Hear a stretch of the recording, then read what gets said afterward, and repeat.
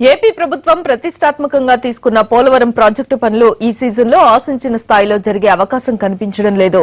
గత 4-5 రోజులుగా కురుస్తున్న వర్షాల కారణంగా మట్టి తవ్వకాల పనులు నెమ్మదించాయి. స్పిల్వే, స్పిల్ ఛానల్ ప్రాంతాల్లో కూడా పనులకు ఆటంకాలు ఏర్పడుతూ ఉన్నాయి.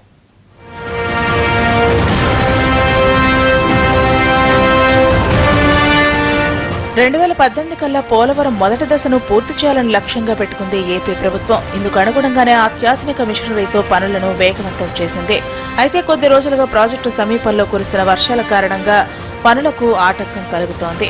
రోజుకు 1,00,000 క్యూబిక్ మీటర్ల మేర తవ్వకాలు జరగాల్సి ఉండగా వారం రోజులుగా 30,000 క్యూబిక్ మీటర్ల మేర మాత్రమే పనులు జరుగుతున్నాయి. రానున్న రోజుల్లో వర్షాలు మరింత ఎక్కువగా కురిసే అవకాశాలు ఉండటంతో ప్రాజెక్టు ప్రాంతాల్లో తవ్వకాలకు ఇబ్బందులు తప్పేలా లేవు.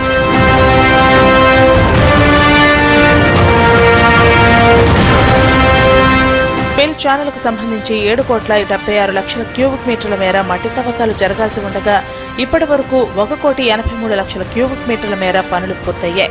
ఇక స్పిల్ వేకు సంబంధించి 1,66,00,000 క్యూబిక్ మీటర్ల మేర మట్టి తవ్వాల్సి ఉండగా ఇంకా 42,00,000 మీటర్ల మేర పనులు మిగిలిన్నాయి.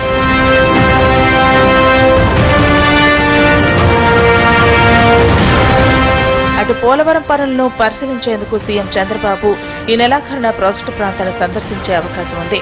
దీంతో అధికారుల్లో టెన్షన్ మొదలైంది. ఏదో రకంగా టార్గెట్లు పూర్తి చేయాలని భావిస్తున్నారు అధికారులు.